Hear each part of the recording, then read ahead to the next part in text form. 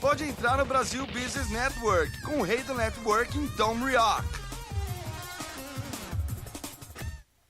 Seja bem-vindo ao BBN Brasil Business Network, um podcast de negócios. Uma rede de relacionamentos se forma com pessoas que conhecemos todos os dias. Enfim, em todo lugar e o tempo todo. Eu sou Tom Rioch, um americano com muitos anos no Brasil. Eu sou conhecido como o rei do networking. Sou palestrante sobre o tema de networking e autor do livro Seja Executivo e Não Executado. No podcast BBN Brasil, conversamos com empresários e empreendedores, pessoas que eu conheço pessoalmente ou virtualmente. E hoje nós vamos falar com André Piazza. André Piazza é um estudante dos negócios e da vida. Atualmente é líder de soluções e produtos da Rainmaking e da Startup Bootcamp, uma das 5 maiores aceleradoras de startups e scale-ups do mundo, isto segundo Forbes, e também do Crunchbase. Além disso, ele trabalha como organizador do Product Tank em Austin, Texas. André também hosta o Octanage, que é octanage.com, um podcast de inspiração para empreendedores, e onde eu e André nós inicialmente conhecemos. André participa hoje conosco do seu escritório em Austin, Texas. André, bom dia para você, boa tarde para nós e bem-vindo ao BBN Brasil Business Network. Obrigado, Tom, uma alegria estar aqui com você, obrigado pelo convite e um prazer estar aqui com a tua audiência, dividindo então a nossa experiência com todo mundo. Para a audiência saber, você é um gaúcho, é um brasileiro, é um gaúcho inovador, né? Saiu de Porto Alegre, de Rio Grande do Sul, foi para Austin, Texas, e que é um dos centros de inovação nos Estados Unidos, né? Um pouco o que te levou lá, mas como é que você assimilou esta transferência de inovação brasileira para a inovação americana? Eu fui trazido para cá, Tom, através da minha experiência corporativa anterior. Então, eu vim transferido para o headquarter da empresa há 12 anos atrás. Era uma época bastante diferente, então naquela época mal e mal se falavam de startups, foi alguma coisa que começou a surgir depois. Sim. E ao mesmo tempo eu fui cumprindo essa trajetória corporativa e fui gradativamente transferindo então as minhas habilidades e a minha experiência para esse universo das startups, que é onde eu estou hoje, com a Rainmaking e com a Startup Bootcamp. Então foi uma transferência gradual e ao mesmo tempo você vê aí o que acontece em termos de inovação, muitas das inovações que estão vindo por aí, trazidas por startups, algumas aqui localizadas em Austin, Texas. Então você foi um startup americano, na realidade? Olha, na verdade, hoje em dia, a Rainmaking e a Startup Bootcamp são ambas empresas baseadas na Europa que se expandiram de forma global como aceleradoras de startups. Então, isso aí foi algo que aconteceu principalmente nos últimos 5, 6 anos, esse crescimento aí gigantesco desse mercado. E hoje em dia, então, a gente trabalha com startups e scale-ups no mundo inteiro. Aqui nos Estados Unidos, inclusive, a gente está abrindo escritórios por aqui na metade desse ano. Então, aqui a Rainmaking nos Estados Unidos é uma presença nova, mas no resto do mundo já tem vários anos. Bom, Rainmaking não é de fazer chuva, né? É de fazer startups e negócios, é isso? Exatamente. Agora, diga uma coisa, você então estando lá em Austin, Austin é um centro de tecnologia, é um centro acadêmico, né, para os Estados Unidos. Eu conheço uns anos atrás, quando começou uma transferência interna dos Estados Unidos, empresas não só do Vale do Silício, mas outras empresas de comunicação especificamente, que convergiram para Austin. Então, Austin também mudou o perfil como cidade, né? Então você participou dessa mudança, né, como pessoa e como startup. Como é que você se sente como brasileiro aí? Olha, eu me sinto bem como brasileiro por aqui, Tom. Viver em Austin, na verdade, é uma experiência assim, muito tranquila, é uma região metropolitana, É uma cidade dentro do Texas que é conhecida por ser mais cosmopolita e por ter realmente ter abraçado uma série de outras experiências. Então, tem grandes comunidades aqui de outras origens, principalmente asiáticas, bastante vietnamita, bastante chinês também, indiano, muitos deles atraídos pelo mercado de tecnologia que tem aqui em Austin. Então, acaba sendo uma cidade mais cosmopolita dentro do Texas. Inclusive, Austin é a capital do Texas. Agora, quando, 12 anos atrás, alguém te ofereceu para ir para Texas, ir para os Estados Unidos, como é que você se sentiu? Olha, eu fiz minha pesquisa antes, até porque eu não viria sem saber mais ou menos naquilo que eu estaria pisando. Então, eu já tinha passado algum tempo por aqui, conhecido a cidade, e tinha visto que a cidade era mais ou menos do tamanho de Porto Alegre, que é a cidade de onde eu estou vindo. Então, na verdade, Austin continua sendo um pouco menor, e acabei me adaptando bem e achei super legal aqui. Então, foi uma adaptação legal. Naquela época, Austin ainda não era uma das cidades que mais crescem, né? Hoje, provavelmente, se não é a primeira, é a segunda cidade que mais cresce nos Estados Unidos. Naquela época, estava certamente no top 5 das cidades. Então, tinha esse lado promissor, esse lado futurístico da cidade também junto, na época que eu vim para cá. E então, acabou acontecendo isso tudo, né? E, inclusive, a explosão de startups e Austin virando, depois do Vale do Silício, quem sabe o segundo grande centro dos Estados Unidos em termos de inovação tecnológica. Então, foi algo que foi acontecendo simultaneamente, foi bem interessante. Eu falo isso porque muitos aqui, na realidade, dos startups, pessoas de inovação, foram atraídos mais para Austin recentemente pelos grandes eventos, mas mesmo aqui, quando o brasileiro fala dos Estados Unidos para a inovação, ainda desponta o Vale do Silício, né? Mas qual é a sua recomendação para o brasileiro? Como é que deveria ir para São Francisco ou deveria dar uma passada lá em Austin e ver o que está acontecendo? Olha, eu acho que na verdade é indiferente, tá? A localização que você vai ser em função do modelo de negócio que você quer implementar ou até das empresas com as quais você vai trabalhar. Então, na verdade, isso vai ser uma função, vai ser resolvido baseado nisso aí. Se você tiver a oportunidade de escolher, eu acho que a combinação ideal é você, na verdade, morar em Austin e com o salário da Califórnia, com o salário do Vale do Silício, tá? Esse aí é, digamos, a mina de ouro e está justamente porque os salários lá são mais elevados. São Francisco, especialmente, o Vale do Silício, o custo de vida é bastante caro. Então, muita gente acaba conseguindo isso, ou começa trabalhando de lá e ao longo do tempo consegue se transferir, trabalhar remoto. E o Texas tem a vantagem de não ter o imposto estadual. Então é por isso que acaba criando uma pequena vantagem aí, que o salário acaba alongando um pouco, né? Então, esse aí seria o ideal. Fora disso, de fato, em função dos parceiros, em função do modelo de negócios e em função também das experiências que você quer ter. Califórnia é um lugar muito bonito, muito aprazível de se morar. Então, assim, não dá para falar mal nem quebrar o encanto de morar na Califórnia. Não é questão disso, mas da praticidade. Você falou Rainmaker, você vai montar agora um negócio em Austin. O que eu vejo, falando do ponto de vista logística, falando do ponto de vista de time zones, estando no meio dos Estados Unidos, você está, vamos dizer, amigável com costa leste e amigável com costa oeste, né? Califórnia está no fim do dia, não é assim isso? Então, tem um pouco disso, sim. Então, você vê o seu relacionamento com a empresa na Europa, relacionamento aqui no Brasil, o fator horário, ele tem uma importância no decorrer. Embora, afinal, todo mundo trabalhe 24/7 remotamente, mas tem alguns costumes que ainda se alinham com o sol nascendo e o sol se pondo.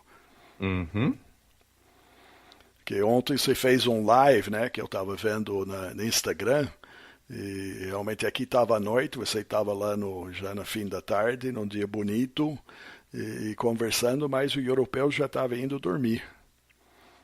De fato, o Austin tem essa questão de estar no meio dos Estados Unidos e até para as pessoas poderem se contextualizar, né? Entre as costas leste e oeste tem 3 horas de diferença. E isso implica uma série de diferenças logísticas, inclusive, né? Ou até digamos, de reuniões. Então Austin, por estar no meio disso tudo, acaba ficando então um pouco próximo, fica no meio do caminho entre ambos, né? Acho até que para a maior parte dos negócios hoje em dia não vejo ninguém, na verdade, escolhendo o meio dos Estados Unidos em função disso. Por outro lado, é uma vantagem que acaba acontecendo e que a gente acaba tirando proveito na hora de fazer negócios. Legal. Agora me conta um pouco do Product Tank, tá? Você é organizador, o que vem a ser Product Tank? Product Tank é uma organização que surgiu também na Europa, surgiu em Londres, e foi um grupo de pessoas que começou a se reunir para falar sobre gerências de produto, que é uma atividade, que é uma especialidade que tem crescido muito nos últimos anos, especialmente no universo de startups e no universo de tecnologia. Na verdade, está se expandindo para todas as indústrias, que é basicamente a capacidade, né, a arte e a ciência de se montar e se gerir produtos no mercado. E o pessoal começou a se reunir e essas reuniões começaram a dar certo e começaram a atrair mais gente lá em Londres. E eles fundaram essa organização chamada Product Tank, que está presente são mais de 150 cidades ao redor do mundo. Eu sou um dos organizadores aqui em Austin, a gente organiza de 10 a 12 eventos por ano, então praticamente um evento por mês, justamente para oportunizar que as pessoas conversem a respeito da gerência de produto e para poder criar uma comunidade, então, na networking e tudo mais, que é uma das suas especialidades, não é mesmo, Tom? Então, a gente tenta facilitar esse networking dentro da própria comunidade de gerentes de produto e tem sido uma experiência super fantástica também organizar eventos e poder colocar na frente das pessoas oportunidades de discutir tópicos relevantes para essa especialidade. Pode ser um produto físico, um produto que é um serviço, pode ser um produto tecnológico, desde que seja um produto. Exatamente. Legal. Agora vamos falar um pouco acho que eu considero uma outra especialidade que você tem, embora você use vários bonés, é o podcast, né? O Octonage, onde de fato nós conhecemos e nós começamos a relacionar, tá? Você já está um bom tempo fazendo isso, porque é um podcast de inspiração para empreendedores. E eu vejo isso muito no sentido de liderança. Você começou já alguns anos atrás falando para o mundo, né, de empreendedores, oferecendo um conteúdo de bastante qualidade. O que inspirou você a fazer isso? A nossa inspiração foi justamente perceber que, tanto eu como o Vinícius, que é o meu parceiro, né, no Octanage, foi ter percebido que a gente morava fora, então eu em Austin e ele em Londres, e a gente tinha a oportunidade de trazer conteúdo para o Brasil e inspirar outras pessoas a darem esse passo de empreender e de buscar realizar sonhos e aspirações. Então a gente começou justamente o trabalho para valorizar o empreendedor, a empreendedora brasileiro que estão aí disponíveis, que estão colocando a cara na rua e estão fazendo acontecer. E então a gente entrevista essas pessoas como uma forma de valorizar o trabalho deles e para as outras pessoas que estão escutando, isso se torna inspiração, se torna fonte de recursos, se torna até sabedoria na hora de tomar decisões dentro do empreendedorismo. É mais ou menos esse o nosso início. É a criação justamente de uma comunidade que se importa e valoriza que outras pessoas no mundo que falam a língua portuguesa pudessem tomar esse tipo de ação. Você falou um ponto, isso era a razão que eu comecei o próprio BBN Brasil, não é de menosprezar a quantidade de pessoas no mundo que falam português. Né? Obviamente aqui no Brasil é uma quantidade, mas tem a língua portuguesa pelo mundo. Exatamente, a gente percebeu a comunidade lusófona, né? Que é uma palavra que a gente usa tão pouco no português e a gente não se dá conta. São mais de 270 milhões de pessoas ao redor do mundo que falam português. Então, tem uma comunidade ampla, o Brasil é a maior parte disso, em torno de 210, mas daí temos Portugal, tem Moçambique, tem Angola, tem até, enfim, Timor-Leste, Macau lá na Ásia, né? São pequenas comunidades, mas para nós deu a dimensão de que, de fato, tinha uma comunidade relevante ao redor do mundo que poderia utilizar isso. E quando a gente fala de Brasil, fala de África, a gente percebe grandes oportunidades para esses países avançarem, tendo as pessoas justamente abrindo negócios com relevância às vezes local, com relevância às vezes regional, e a transformação que isso pode trazer para o país. Então, isso foi uma grande inspiração para nós também, a presença na África através de um podcast em português. Cria, de fato, uma comunidade, né? Uma comunidade de saber, uma comunidade da forma que vocês levam, disponibilizando não só o conteúdo real, né? Mas uma oportunidade de interação. E bem no sentido do vizinhança, né? do my neighbor, vamos dizer assim. Então, é bem user-friendly. Então, eu vejo isso muito bom. O podcast tem essa habilidade, por ser publicado em tempo real e por estar disponível, qualquer pessoa no mundo pode baixar. Então essa tem sido a nossa experiência no Octanage, provavelmente a sua também, aqui no BBN, Tom, de que de fato o podcast está sendo baixado por centenas de países aí, né? Então é bem legal mesmo essa experiência e poder criar esse contato, essa interação aí com a comunidade que fala a língua portuguesa. Não, essa foi minha descoberta, vamos dizer assim, quando eu criei o Talk to Brazil, né, que começou em inglês para o mundo que fala inglês sobre business in Brazil. E o que mais me impressionou é pessoas do mundo inteiro, tá? Então, o que para nós a realidade é tem gente procurando informação o tempo todo. Então, se for que nós estamos caminhando para 8 bilhões de seres humanos, tem mais do que, sei lá, 2 bilhões de searches por dia. Eles podem estar procurando em português, em inglês, estão procurando Brasil, estão procurando. Então, quanto mais disponibilizamos, maior a probabilidade de ser achado. E isso realmente é um incentivo. Eu sei que para vocês para mim é. Eu acho que é incrível que você falou alguém de Timor-Leste que pode estar ouvindo e te falando, ou não, mas você sabe que está impactando. E isso é uma grande diferença.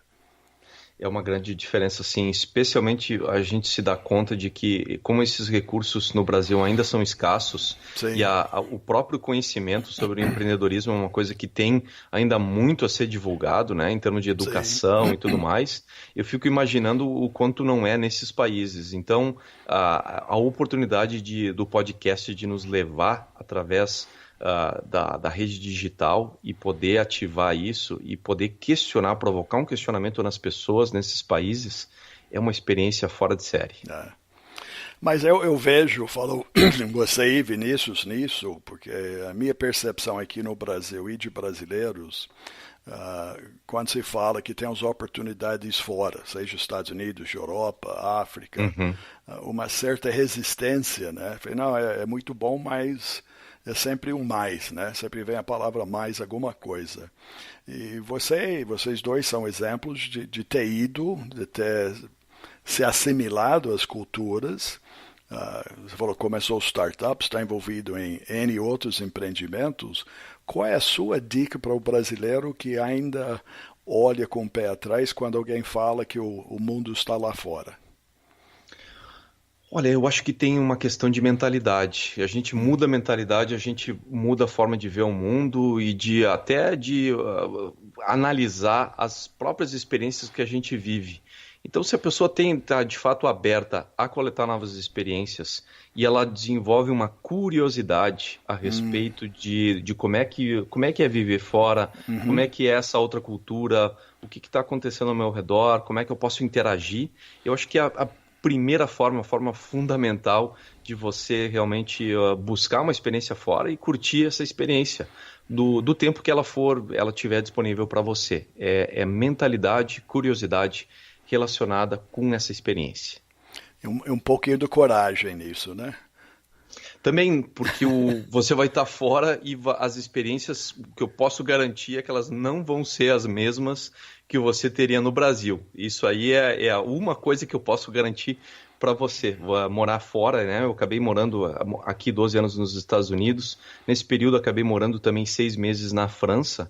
Se você não tiver justamente a abertura de coração e de mente para viver uma experiência diferente, não vai dar certo, porque é garantido que a experiência vai ser diferente daquela que você tem no Brasil, próximo de casa, perto da família, perto dos amigos, que são as coisas que acabam um pouco amarrando as pessoas, né? Sim, Família sim. e amigos. No momento Sim. que você consegue criar forma de manter esse relacionamento com eles e você tem mente e coração abertos para uma nova experiência, vai ser uma experiência interessante morar fora, porque aí você consegue fazer, digamos, aquilo que em inglês é o best of both worlds, né? Então é o melhor dos mundos, né? Você conseguir equilibrar todas essas coisas.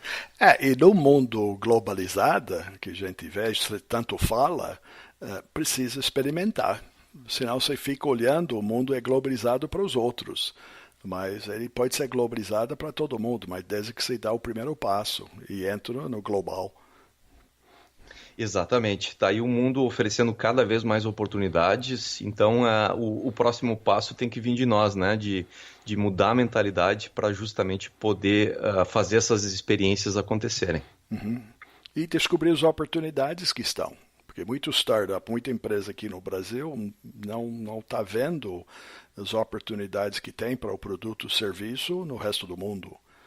Fica esperando a economia do Brasil melhorar, mas tem muito mais oportunidade fora do que tem aqui. Bem lembrado, Tom. O mundo cada vez mais conectado acaba oferecendo essas oportunidades. E tem vários exemplos aí de startups que estão vindo aqui para os Estados Unidos justamente para crescer em escala ou até mesmo para explorar novos mercados. Porque, de repente, tem ideias que não cabem dentro do Brasil, ou o modelo de negócios dentro do Brasil ainda não é factível. Então, é uma oportunidade, sim, para as pessoas refletirem e poderem escolher, às vezes, até onde elas querem morar e iniciarem seu negócio. E a vontade do investidor lá fora também é maior. Ele está disposto a investir no startup, vamos dizer, do desconhecido. Ele acredita que algo pode acontecer favoravelmente, né?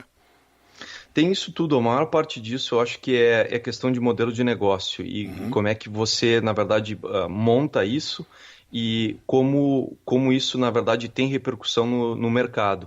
Então, às vezes, o mercado americano, por exemplo, oferece mais oportunidades, não só pelo fato de ser maior, são 300 milhões de pessoas, mas também pelo fato de terem necessidades ou setores especiais, né, dentro de produtos voltados para outras empresas, que você pode construir daqui. E aqui, então, o volume de negócios e tudo mais faz com que, enfim, o modelo de receita feche também e tudo mais.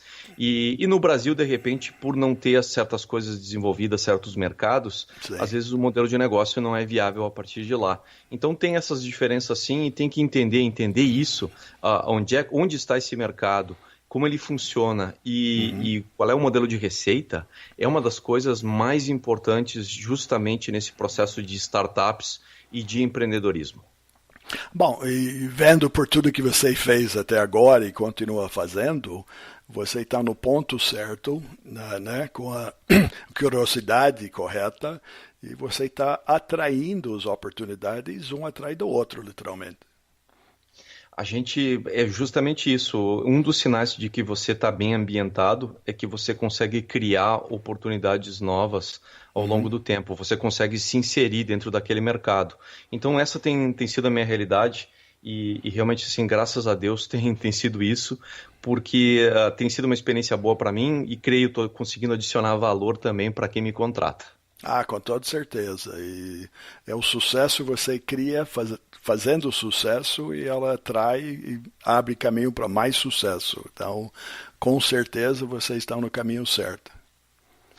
É isso aí, Tom. Você também.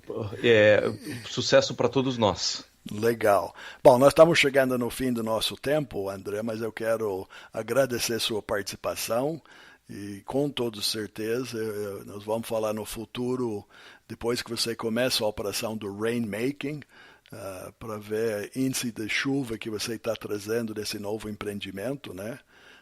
Que vai ser... Não, é interessante seguir, e parte do podcast, como você mesmo faz, é dar sequência, né? Não é um evento só. Então, obrigado por participar com a gente nessa parte da manhã, e nós vamos voltar a falar no futuro com certeza. Obrigado, Tom, mais uma vez pelo convite. Estendo o convite também para você, para vir falar para a gente no Octanage. E para quem está nos escutando, conhecer o Octanage, né? Octanage.com, disponível da mesma forma que o BBN em todas as plataformas de podcast. Sim. E para você vir e contar a sua história. Você tem uma história super interessante, né? Americano de Pittsburgh, morando no Brasil já tem décadas aí, fazendo negócios e construindo redes, né? Então, vamos trazer o rei do networking para o Octanage. Vamos sim, o maior prazer, tá bom? E Octanage para nossos ouvintes é octanage.com. Correto? Maravilha. Tá bom? Então, muito obrigado mais uma vez, André, tá? Obrigado, Tom. Um abraço. Tá. Então, eu gostaria também de convidar os ouvintes para visitar o bbnbrasil.com, onde você vai achar o podcast com o André e todos os links para o perfil dele no LinkedIn, bem como as empresas que nós mencionamos, né? Então, procurar também por nosso podcast no Spotify, Stitcher e iTunes e salvar as entrevistas no BBN Brasil Podcast. Quero agradecer a vocês, ouvintes e seguidores do podcast, nossa audiência, que é o fator mais importante do nosso sucesso. E lembrar que o programa de hoje é um oferecimento da Focus MI Market Intelligence e Focus MI, especialista em pesquisa do mercado do setor agrícola no Brasil. E mais informações no site focusmi.com. E obrigada pela audiência e até o próximo encontro aqui no BBN Brasil Business Network. Obrigado por entrar no Brasil Business Network com o rei do networking, Tom Rioch.